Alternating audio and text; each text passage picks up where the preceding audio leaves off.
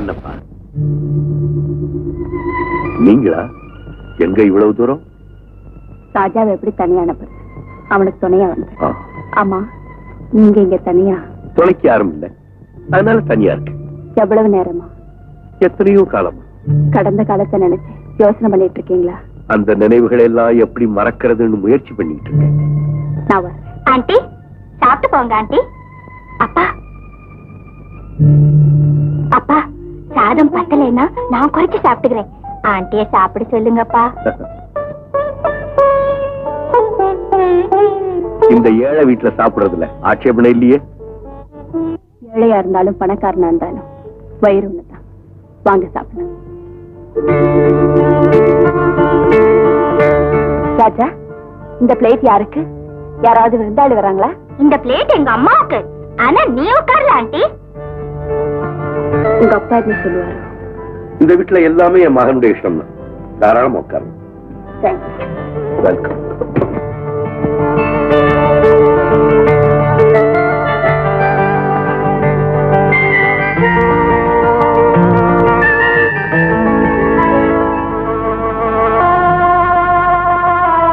ராதா என்ன வரல?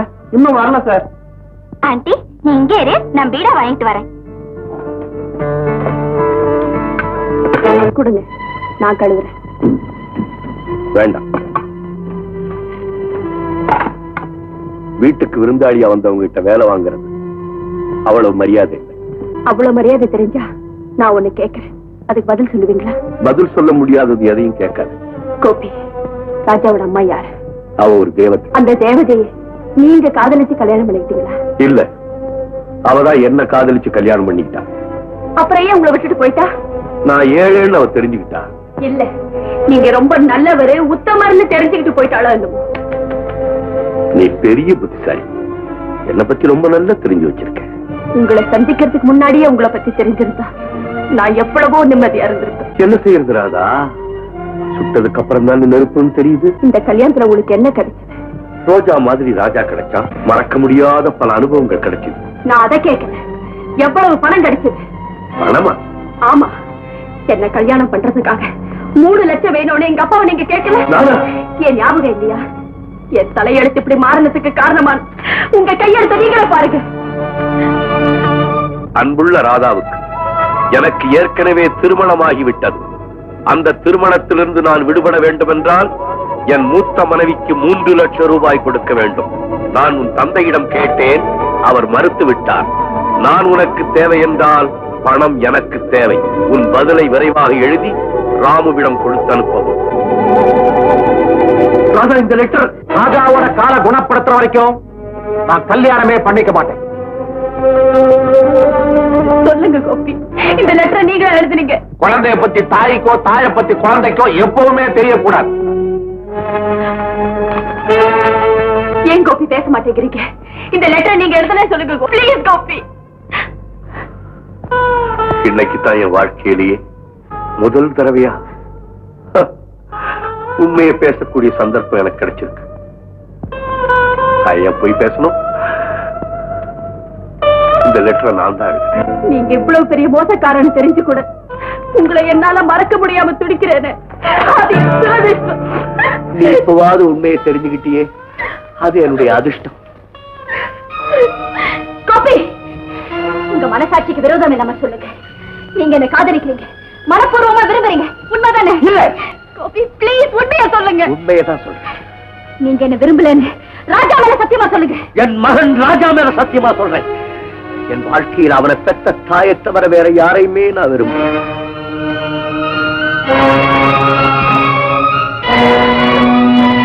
Aunty, aunty, ஏப்பா ஆண்டி போயிட்டாங்க?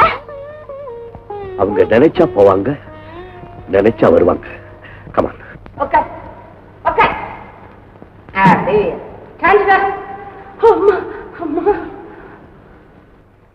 என்ன சார் உருட்டு விட்டுட்டீங்க? ஏன் தப்பா நினைக்கிற? இது உருட்டு ஸ்கேட், உடம்பு வைக்கிறதுக்கு. அப்புறம் வெயிட்ட குறைக்கிறதுக்கு இடுப்பு ஸ்கேட்டிங். அதுக்கு என்ன பண்ணணும்? நான் சொல்றபடி நீ பண்ணணும்.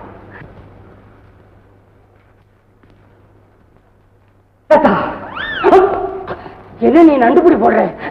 புடி விட்டாது, புடி விட்டாது. தாத்தா என்ன இதுவரைக்கும் யாருமே இப்படி பிடிச்சதில்லை. நானும் தான் நம்புறேன். ஆமா உங்க அப்பா இந்த பிடிய கழட்டி விட்டுற மாட்டாரா? எங்க அப்பா நான் சொல்றபடிதான் கேட்பார். அவன் அப்பா. நமக்கு எந்த ஊரு? நான் பிறந்தது கள்ளக்குடி. கள்ளக்குடி பிறக்க வேண்டிய இடத்துல தான் பிறந்திருக்கிறேன். இப்ப இருக்கிறது பீரிமேடு. அதான் இப்ப மாதிரி இருக்கிறேன். உன்ன இறக்க வச்சிருக்கேன். நீ இப்படி வா. என்னங்க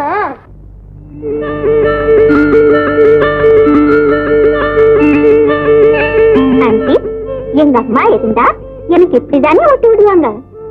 என்ன ஆண்டி? ஒண்ணு இல்ல ராஜா, உனக்கு அம்மா இல்ல, இப்படி ஊட்டி விட்டு சந்தோஷப்படுறதுக்கு எனக்கு மகன் இல்லை. வருத்தப்படாதே ஆண்டி, என்ன உன் மகனாவே நினைச்சுக்கோ. ராஜா ராஜா உண்மை உடம்பு இழைக்கணுக்காக ஸ்கேட்டிங்கத்துக்கு வந்தவரும் ஒரு சுத்து பெருத்திருக்கா. என்னம்மான்னு கேட்டா கல்யாணத்துக்கு பிறகு இழைச்சுக்கிறப்பான்னு சொல்றான். கல்யாணத்தை பண்ணி பையனை வீட்டோட வச்சுக்கணும்னு எனக்கு யோசனை. இதுல உங்களுக்கு அப்ஜெக்ஷன் இல்லையே? எனக்குள்ள அப்ஜெக்ஷன் இல்ல. பையன் வீட்டோட இருந்தா பொண்ணு இழைச்சிருவா, உண்மைதான். ஆனா பையன் எதையாவது சொல்லி குழப்பி காரியத்தை கெடுத்துறாத. எனக்கு வாச்சிருக்காரு மாமனாரு ஒரு பெரிய சமுத்திரத்தை நீ கலக்கிடுவிய. கத்தவர்களே நேற்ற என்னமோ குடியும் குடுத்தனமா இருன்னு சொல்லுவாங்க. குடிய விட்டுடு, குடுத்தனமா இரு. எனக்கு தெரியாதா?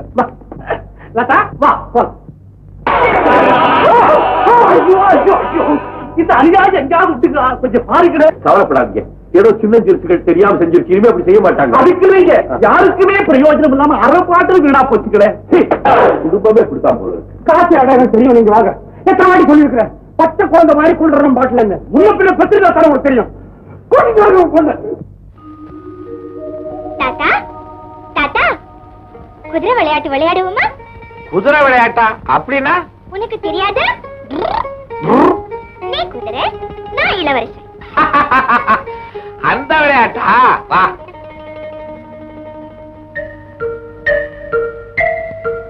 குனிஞ்சுக்கோ. சரி, ஏறி உட்கார். चल चल कुदरे सवारी कुदरे, चल चल कुदरे सवारी कुदरे, चल चल कुदरे सवारी कुदरे, चल चल कुदरे सवारी कुदरे. முதலாளியாவது பெருசாலியாவது எங்க வந்த? என்ன விஜயத்தை சொல்லியா? ஒண்ணும் இல்லைன்னா ஏன் வந்த? அதுல பாருங்க, அதுல கணக்குல நீயே பாரு. நேத்துக்கு கணக்குல 10 பைசா, டோட்டல்லையும் உதைக்கிறது, கூட்டல்லையும் உதைக்கிறது. இனிமே நீ இங்க நின்னா நான் உதப்பேன். 10 பைசா உதப்பேன். ஐயோ பாவம், மொள்ள ஏங்க. தாத்தா, யார் வந்தாலும் ஏன் இப்படி பயப்படுற? விதிப்பா, நான் யார கண்டாலும் பயந்து சாக வேண்டியது. தாத்தா, இனிமே நீ பயப்படாத. உனக்கு ஏதாவது ஆபத்துன்னா என்கிட்ட சொல்லு. ராஜா ராஜா, உன்கிட்டே சொல்றப்பா, உன்கிட்டே சொல்ற ராஜா. வேற யாரு இருக்கா எனக்கு? உன்கிட்டே சொல்றப்பா.